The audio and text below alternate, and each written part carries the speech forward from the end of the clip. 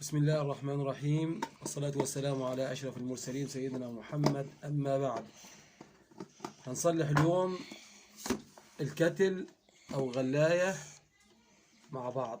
غلاية فاصلة هنغير لها الكتلة بتاعتها. شوفش احنا شلنا القطعة القديمة اهي، دي القطعة القديمة شلناها وركبنا واحدة مكانها جديدة. الغلاية مربوطة بثلاث مسامير، ادي 1 2 3 بس. فكينا دول كده وشلنا الترميلتين دول، دي ترمل ولا ترمل، ركبناهم كمان اهي. هذا واحدة ركبناهم كده كده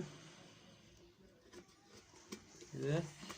طبعا دي ليها مكان، اللمبة راكبة فيها، ليها مكان في القاعدة. الفتحة دي تركب هنا كده